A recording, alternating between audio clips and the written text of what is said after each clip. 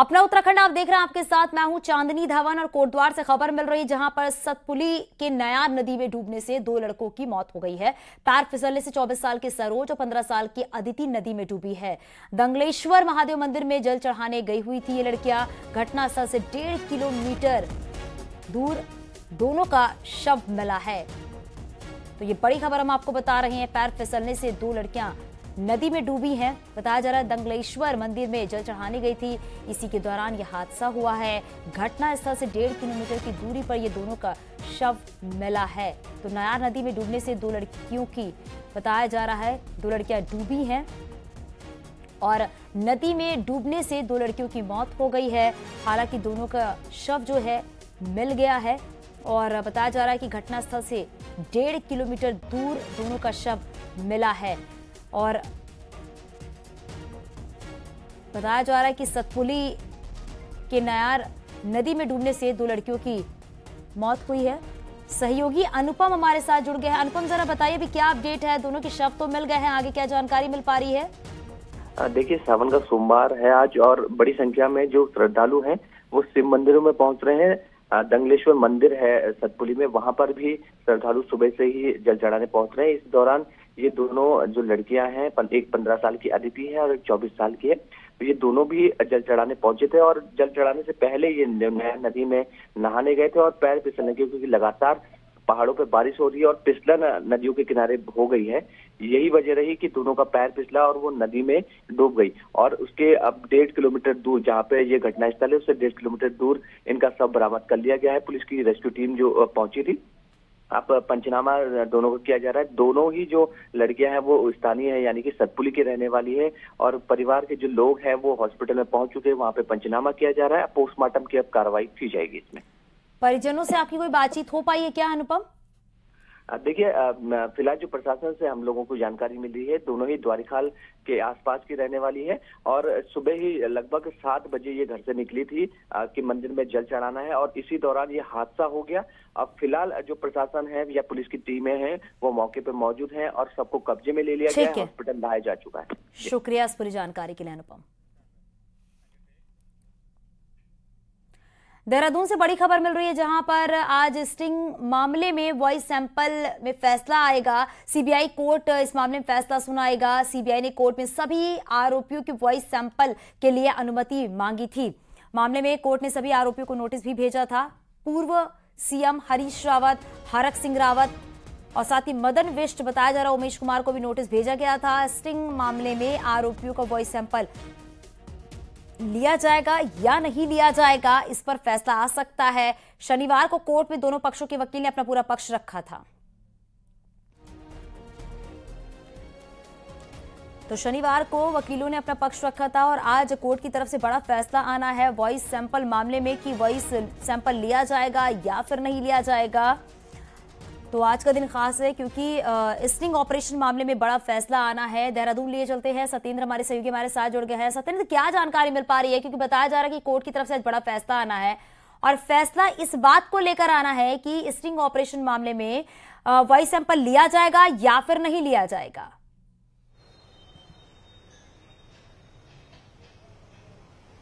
बिल्कुल चांदनी, 2016 का ये उत्तराखंड का एक बहुत चर्चित स्टिंग मामला है जिसको लेकर सीबीआई लगातार इस पे जांच कर रही थी। सीबीआई ने बीते महीने सीबीआई कोर्ट में एक वाद दाखिल किया था जिसमें यह कहा गया था कि इस मामले में जो आरोपी हैं, यानी कि पूर्व मुख्यमंत्री हरीश रावत, हरक सिंह रावत, उमेश कुमार और जो मदन विष्ट, इन चारों को आरोपी बनाया गया है और इन चारों जो आरोपी है इनका वॉइस सैंपल लेने की अनुमति मांगी थी कोर्ट से। सीबीआई कोर्ट ने इसमें जो आरोपी थे इनको पहले नोटिस जारी किया। नोटिस के बाद जो नोटिस जारी किया उसके बाद इनके जो वकील हैं वो कोर्ट के सामने उपस्थित हुए थे और उन्होंने पहली हियरिंग लगी थी उस हियरिंग में उन्होंने समय मांगा था।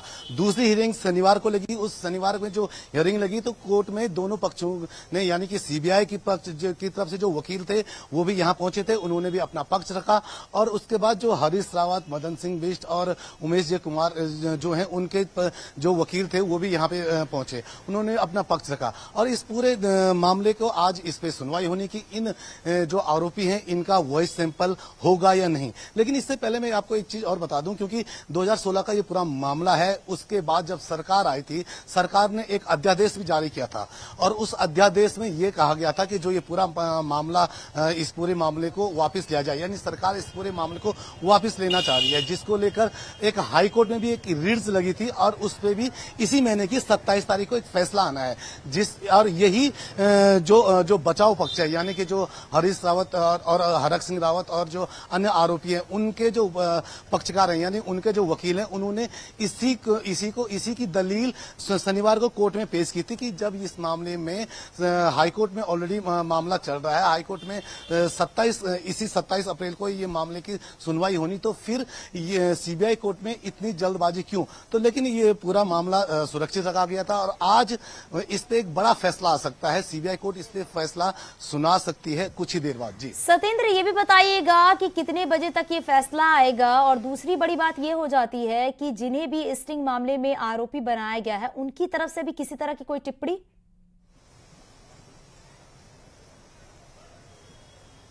बिल्कुल, अगर हम जो आरोपी पक्ष हैं, अगर आरोपी पक्ष की हम बात करें तो हरीश रावत जो कि पूर्व मुख्यमंत्री रहे, इन्होंने कल ही ट्विटर पे एक जो स्टिंग का एक छोटा सा ऑडियो क्लिप भी वायरल किया, यानी कि हरीश रावत इस पूरे मामले को अब तूल देना चाहते हैं और हरीश रावत इस पूरे मामले को एक बार फिर दोबारा उठाना चाहते हैं। लेकिन अगर कोर्ट की बात करें तो कोर्ट में ये पूरा मामला चल रहा है। 27 तारीख को हाईकोर्ट में भी इस पे सुनवाई होनी है, हाईकोर्ट में, क्योंकि ये मामला आगे बढ़ेगा या नहीं बढ़ेगा उसको लेकर 27 को हाईकोर्ट में इस पे सुनवाई होनी है, उसका फैसला आना है। लेकिन अगर आज की बात करें कि इस मामले में जो सीबीआई कोर्ट जो फैसला दे सकती है, तो उम्मीद है ये जताई जा रही कि लंच के बाद, क्योंकि अभी कुछ देर बाद यहाँ पे दोनों पक्षों के वकील आएंगे, दोबारा वो थोड़ा जिरह करेंगे, जिरह के बाद उम्मीद ये है कि लंच के बाद एक बार फिर कोर्ट इस पे ठीक है, तो इस बात का इंतजार करना होगा कि आज कोर्ट की तरफ से क्या फैसला आने वाला है। शुक्रिया इस पूरी जानकारी के लिए सतेंद्र। आगे बढ़ते और बात करते हैं, अंकिता केस में आज कोर्ट में सुनवाई होगी। हालांकि पीड़ित पक्ष की ओर से लड़ रहे सरकारी वकील जितेंद्र रावत केस से हट चुके हैं, जिसके बाद आज उम्मीद की जा रही है कि इसमें नए सरकारी वकील की नियुक्ति की जाएगी। अपर जिला जज की अदालत में 11 बजे से शुरू होने वाली केस की सुनवाई में आज अंकिता हत्याकांड के मामले में सबसे महत्वपूर्ण गवाह पुष्पदीप के भी बयान दर्ज होने हैं। पीड़ित पक्ष के वकील अजय कुमार ने बताया कि कोर्ट की ओर से पुष्पदीप समेत एक और गवाह को समन भेजा गया है, जिनकी आज गवाही दर्ज की जाएगी।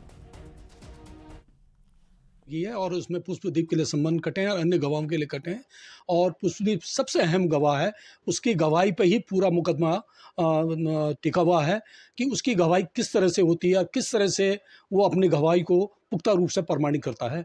उस पर बहुत कुछ निर्भर करता है उसकी गवाही पे, पूरा मुकदमा ही उसकी गवाही पर। और सहयोगी अनुपम हमारे साथ फोन लाइन पर जुड़ गए हैं। अनुपम, जरा बताइए, क्योंकि अंकिता हत्याकांड में आज फैसला आना है, अब से थोड़ी देर के बाद क्या जानकारी मिल पा रही है और जो गवाह है उनके बयान कब तक दर्ज होंगे? देखिए, अंकिता हत्याकांड मामले में आज सुनवाई होनी है। 2 लोगों के गवाह जो हैं इसमें, उनकी गवाही दर्ज की जाएगी। अब तक 9 लोगों की गवाही दर्ज की जा चुकी है, लेकिन जिसका सबसे ज्यादा लंबे समय से इंतजार किया जा रहा था, पुष्पदीप, जो सबसे अहम गवाह है इस पूरे हत्याकांड मामले में। पुष्पदीप जम्मू का रहने वाला है, जैसे कि सभी लोग जानते हैं, और अंकिता का दोस्त है, और यही वो युवक है जिसने सबसे पहले इस बात को लाया था और खोजबीन की थी। उसी के बाद सारी चीजें खुल के सामने आई थी। तो आज पुष्पदीप के बयान कोर्ट में दर्ज किए जाएंगे। पुष्पदीप को पिछले जो सुनवाई होनी थी उसके लिए भी समन भेजा गया था, लेकिन अंकिता की माता की ओर से पहले ही अपील कर दी गई थी कि जब तक सरकारी वकील जितेंद्र रावत को केस से नहीं हटाया जाता है, तब तक कोई भी गवाह अपनी गवाही के लिए कोर्ट ना पहुंचे। तो इसी दौरान पुष्पदीप भी पिछली सुनवाई जब होनी थी वो नहीं पहुंचा था। आज दोबारा से इसमें सुनवाई होनी है, तो उम्मीद की जा रही है कि पुष्पदीप आज कोर्ट में पहुंचेगा, उसकी सुनवाई होगी और उसके जो बयान है वो दर्ज किए जाएंगे। बयान कैसे देता है, क्या बयान में कोई हेरफेर की जाती है, क्योंकि 164 के बयान भी पुष्पदीप के पहले हो चुके हैं कोर्ट में, लेकिन आज जो बयान अपर जिला जज की अदालत में होने हैं वो काफी महत्वपूर्ण रहने वाले हैं। इसी पे बिल्कुल इंतजार करना होगा कि कोर्ट की तरफ से क्या फैसला आता है और जो बयान दर्ज किए जाते हैं उस बयान में क्या अहम बातें सामने आती हैं। शुक्रिया इस जानकारी के लिए। देहरादून से खबर मिल रही है जहां पर सीएम धामी कानून व्यवस्था को लेकर बैठक करेंगे गृह विभाग के साथ। सीएम आवास में होने वाली इस मीटिंग में गृह विभाग समेत ही पुलिस और प्रशासन के तमाम अफसर मौजूद रहेंगे और बैठक में प्रदेश में कानून व्यवस्था को लेकर चर्चा होगी। इस बैठक के बाद ही ड्रग ट्रैफिकिंग और नेशनल सिक्योरिटी को लेकर केंद्रीय गृह मंत्री अमित शाह की होने वाली बैठक में सीएम धामी वर्चुअली शामिल होंगे।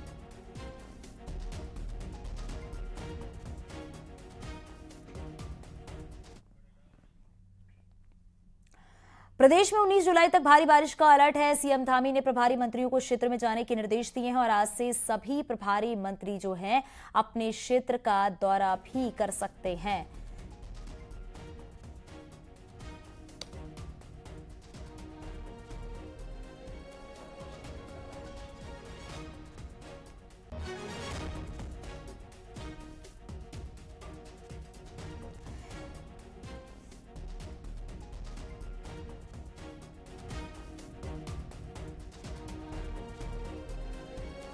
तो केदारनाथ मंदिर में आपको बता दें कि अब मोबाइल फोन पर बैन लगा दिया गया, फोटोग्राफी भी नहीं की जा सकती। केदारनाथ में मोबाइल फोन पर प्रतिबंध लगा दिया गया है और एक नोटिस भी चस्पा कर दिया गया है।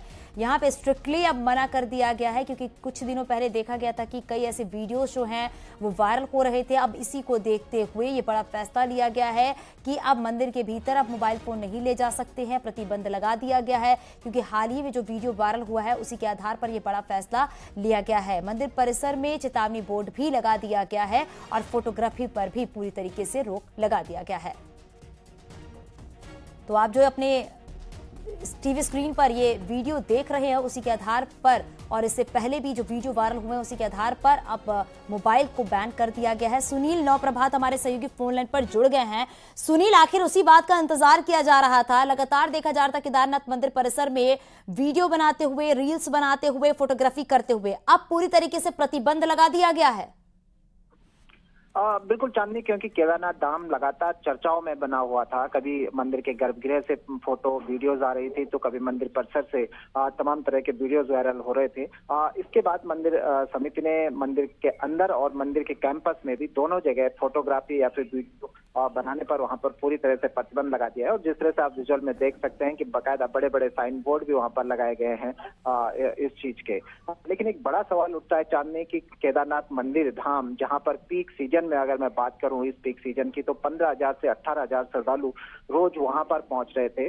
और आज के जमाने में मोबाइल पर प्रतिबंध लगाना, खासकर जब 18,000 श्रद्धालु केदारनाथ धाम में होंगे, तो मंदिर समिति कैसे इन तमाम श्रद्धालुओं की वहां पर देखरेख करेगी कि कौन श्रद्धालु फोटो खींच रहा है, कौन नहीं खींच रहा है। ये अपने आप में एक बड़ा चैलेंजिंग है। मंदिर समिति ने अनाउंस तो कर दिया है कि यहाँ पर मोबाइल प्रतिबंध रहेगा, लेकिन अब देखना होगा कि इसका इम्प्लीमेंटेशन कैसे केदारनाथ धाम में आगे जाकर होता है। जी, शुक्रिया इस पूरी जानकारी के लिए।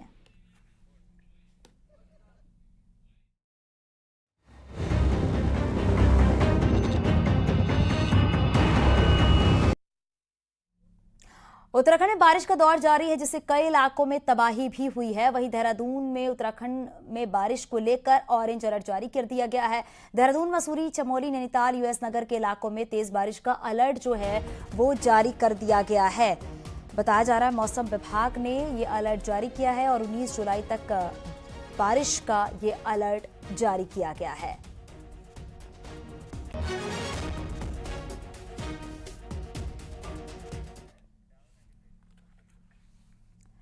देहरादून से खबर मिल रही है बाढ़ प्रभावित हरिद्वार में राहत कार्य जारी है। 72 गांव अभी भी प्रभावित हैं बाढ़ से। राहत शिविरों में 81 परिवार है। एनडीआरएफ, एसडीआरएफ, पुलिस भी मौजूद है। सेना समेत कुल 574 जवान जुटे हैं रेस्क्यू कार्य में।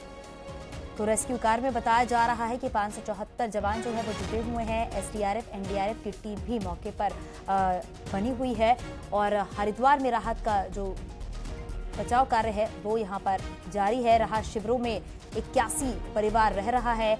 एनडीआरएफ, एसडीआरएफ के पुलिस जवान जो है वो भी मौके पर तैनात है।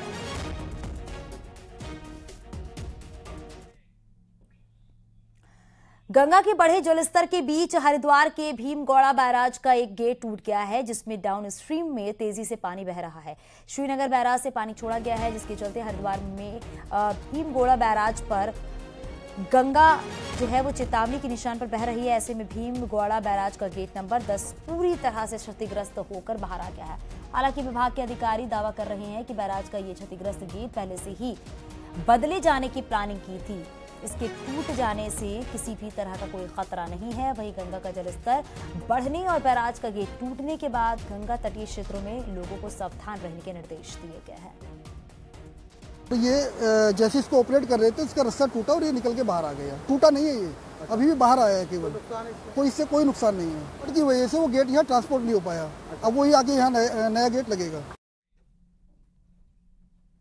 पिथौरागढ़ में टनकपुर तवाघाट नेशनल हाईवे पर एक बार फिर से भारी लैंडस्लाइड हुआ है। बॉर्डर के इस अहम नेशनल हाईवे पर पूरी तरह पहाड़ी टूटकर सड़क पर आ गई है।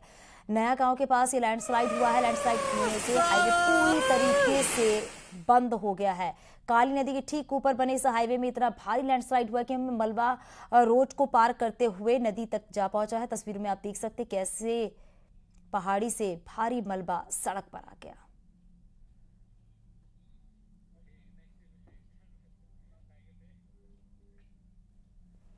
उत्तरकाशी में गंगोत्री हाईवे सोनगर के पास सक्रिय हुआ है। भूस्खलन जोन नासूर बना हुआ है। लगातार पहाड़ी से पत्थर गिरने से यात्रियों को परेशानियों का सामना करना पड़ रहा है। मौके पर मौजूद बीआरओ और पीआरडी, होमगार्ड, पुलिस के जवान रोक कर यात्रियों की आवाजाही जो है वो करा रहे हैं।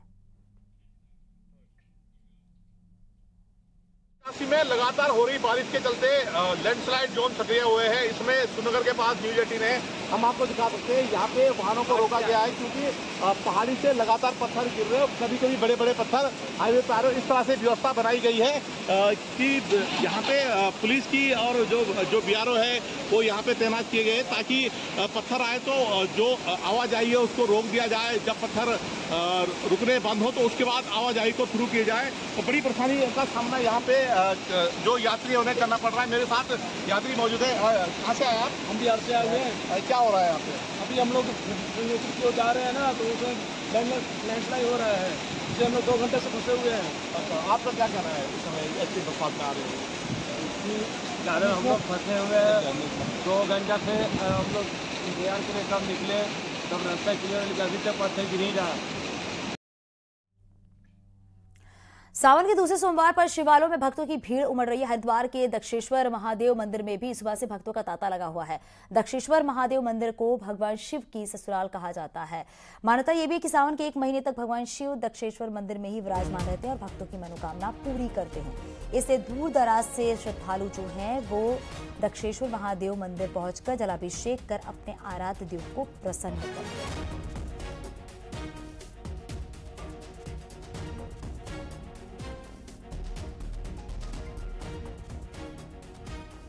बस विश्व में शांति हो और हमारा देश सुरक्षित रहे, बस यही मेन मनोकामना है। बाकी तो अपने घर परिवार के लिए हर कोई मांगता है, मैं भी मांग रही हूँ। हमारा घर भी खुश रहे, हमारा समाज भी खुश रहे और हमारा देश भी खुश रहे, सुख शांति बनी रहे। आज मैं शंकर जी से यही मांगती हूँ, भोले बाबा से। हरिद्वार में दूर दूर से लोग आए हुए हैं, मैं तो यहीं की हूँ, हरिद्वार की। सावन के पावन महीने का दूसरा सोमवार है। इसके साथ ही सोमवती अमावस्या का स्नान भी है, जिसकी वजह से बड़ी संख्या में श्रद्धालु ऋषिकेश में गंगा घाटों पर स्नान करने पहुंचे हैं। ऋषिकेश में कल गंगा का जलस्तर बढ़ने से घाटों पर पानी के साथ रेत और मलबा आ गया, जिसकी वजह से श्रद्धालु को स्नान करने में दिक्कत हो रही है। बड़ी संख्या में श्रद्धालु सोमवती अमावस्या का स्नान कर रहे हैं। अलकनंदा बैराज से छोड़ा गया पानी मैदानी इलाकों में मुसीबत बना हुआ है। कल शाम 6 बजे से गंगा ऋषिकेश में वार्निंग लेवल से ऊपर बह रही थी। उसके 1 घंटे बाद धीरे धीरे जलस्तर कम होने लगा और देखा गया है कि घाटों पर पानी के साथ आए रेत और मलबे को हटाने का काम भी लगातार किया जा रहा है।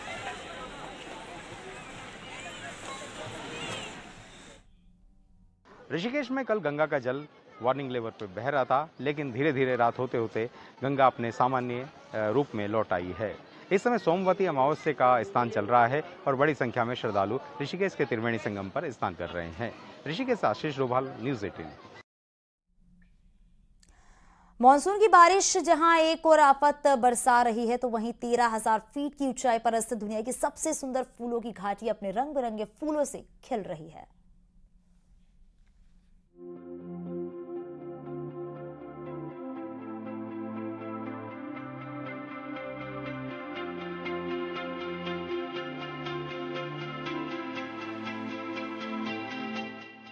यूनेस्को द्वारा विश्व धरोहर में शामिल फूलों की घाटी इन दिनों पर्यटकों के आवागमन से गुलजार है। बारिश के बावजूद भी फूलों की घाटी में भारी संख्या में सैलानी पहुंच रहे हैं। ग्लेशियर के ऊपर से कठिन रास्तों को पार कर घाटी का दीदार कर रहे हैं। घाटी में चारों तरफ रंग बिरंगे फूल खिल रहे हैं। 15 जुलाई से लेकर 15 अगस्त तक फूलों की घाटी अपने रंग में रंगी रहती है। इस दौरान यहाँ 500 से अधिक प्रजाति के फूल खिलते हैं।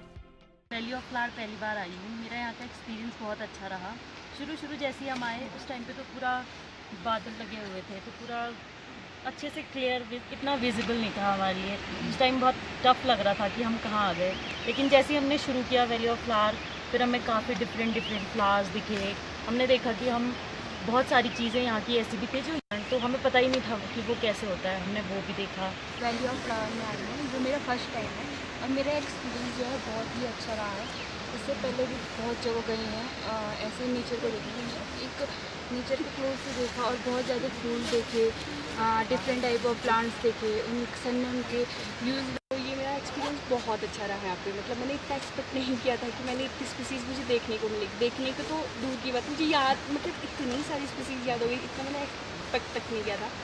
मैं इतनी जल्दी चीज़ें याद कर लूँगी क्योंकि यहाँ पे प्लांट्स बार बार रिपीट हो रहे हैं। 1 जून से फूलों की घाटी सैलानियों के लिए खुल गई थी।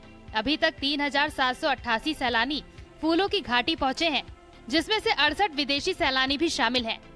फूलों की घाटी के रास्ते सुगम बना दिए गए हैं। इस साल एक दिन फूलों की घाटी सैलानियों के लिए बंद रही, लेकिन उसके बाद निरंतर फूलों की घाटी में हर दिन 100 से अधिक सैलानी घूमने के लिए पहुंच रहे हैं। वन विभाग ने फूलों की घाटी आने वाले सैलानियों के लिए सुरक्षा के व्यापक इंतजाम किए हैं। वर्तमान में अभी तक 3788 पर्यटक पहुंच चुके हैं, जिसमें 68 विदेशी पर्यटक भी हैं। और ये है कि अभी सेफ यात्रा करने के लिए ज़रूरी है कि मौसम की जानकारी के अनुसार जो भी पर्यटक हैं आएँ। जो विशेष परिस्थितियों में कभी मौसम खराब होता है तो उनको घाघरिया में रोका जाता है। जब भी हमारे पास अनुकूल मौसम होता है उनको फूलों की घाटी के लिए प्रस्थान किया जाता है। 2004-2005 में राष्ट्रीय धरोहर के नाम से विकसित हुई फूलों की घाटी 87.5 वर्ग किलोमीटर पर फैली हुई है और यहाँ 500 से अधिक प्रजाति के रंग बिरंगे फूल खिलते हैं। वन विभाग को उम्मीद है कि फूलों की घाटी में अधिक से अधिक सैलानी पहुँचेंगे और घाटी का दीदार करेंगे। चमोली से न्यूज़ 18 के लिए नितिन सेमवाल की रिपोर्ट। आगे भी खबरें जारी हैं, यहाँ रुकेंगे छोटे से ब्रेक के लिए। आप बने रहिए न्यूज़ 18 के साथ।